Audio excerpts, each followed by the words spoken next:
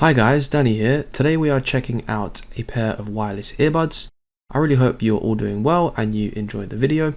As always, if you'd like to pick these up, you can find a link down in the description. These were sent to me for review. These earbuds are slightly on the higher end. You can pick them up for around 70 to 80 pounds online.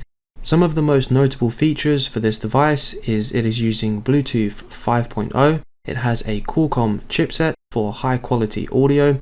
It comes with a premium design, including this metal case that you can see me handling now.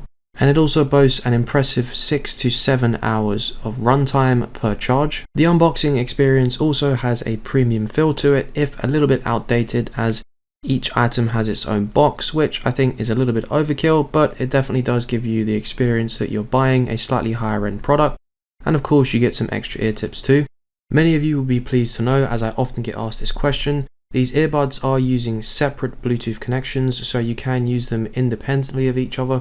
One slight issue I did find, however it's more of a nitpick because these are a high quality earbud, is they do take a little longer because of this for both earbuds to individually connect to your smartphone when you take them out of the case. It just takes a little bit longer than some of the other earbuds that I've used. There was a few occasions where I put them in, one earbud would connect and I would start playing my music, and it would take between 5 to 10 seconds before the other earbud would sync as well, and the music would start playing in that one too. When you're charging the earbuds, you will get this pulsating effect on each one, and they'll then go out once they're fully charged. The case can of course be charged via the USB-C slot on the side. You have a little LED that lets you know it's charging, and you can also check the status inside the case via these 3 LEDs. When they're all full, that means it's fully charged, and then they go down in accordance to how much percentage is left inside the cell. I'm pleased to say the earbuds are using touch capacitive buttons. A single touch of the right side will turn the volume up, the left side will turn it down. Please bear this in mind, because if you have them turned down, even if you max out the volume on your smartphone, they won't actually be at max volume, and they do seem to reset if you unpair and repair them, so make sure you keep that in mind. Of course you have your other standard functions like pausing and starting music, skipping tracks, and answering and declining calls. I would really like to see companies allow you to customize the taps that you use for different options. The reason I say this is because they are often different, and if you get used to one style, then sometimes that can be what you prefer. For example, if you want to skip track, you have to triple tap either side of the earbuds to go back or forward. And while this may sound simple, if you're running for example, it's just an extra second that maybe you don't want to have to do to simply change track. So it would be just nice to have the option to change it. When it comes to sound quality and connectivity, these earbuds are great for their price.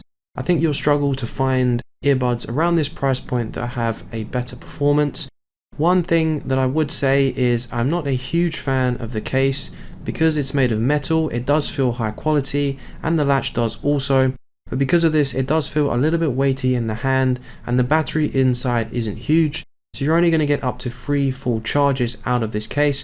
For some of you that might be fine, but for me, I do prefer to have a slightly larger case and have more charges available to me. The performance of this product is very good. The audio quality overall I felt was great, but if I was to be a little bit critical of a few areas, one would be there was a couple of times that I felt the audio could have gone a little bit louder on some YouTube videos and some Spotify tracks. So if you like your music blaring loud, you may have a bit of an issue with these, but I do find this with a lot of earbuds, to be honest with you, so just bear that in mind. Another area that I think has some room for improvement is while the bass is very good in these earbuds, I have heard better in some slightly cheaper pairs. Now, it's not necessarily just the case that the bass needs to be so overpowering that it drowns out the rest of the music, but I definitely think that these could have done with a little bit of a bump, as there was a few songs where I'd have liked just a little bit more bass out of them. In this part of the video, I'm now going to do a little audio test using a sound recorder app on my smartphone to record my voice using the earbuds. I did just use the earbuds to do a video call with someone, and they said the audio was very clear and I could also hear them very clearly as well. So these are definitely high quality on call-to-call audio, and this hopefully should give you an idea of what the audio is like directly from my smartphone. So of course the final question is the MIFO 07 worth purchasing? Well, that's entirely up to you. I can only give you my own opinion and let you know what I think personally. I think they're a great product, and if you can get them for the right price, I think you will struggle to find a pair of earbuds that have similar audio quality. They're not perfect, but I think they're one of the best options you can pick up right now.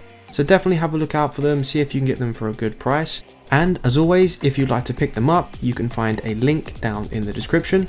And of course, I really hope you enjoyed the video, guys. If you did, please give it a thumbs up.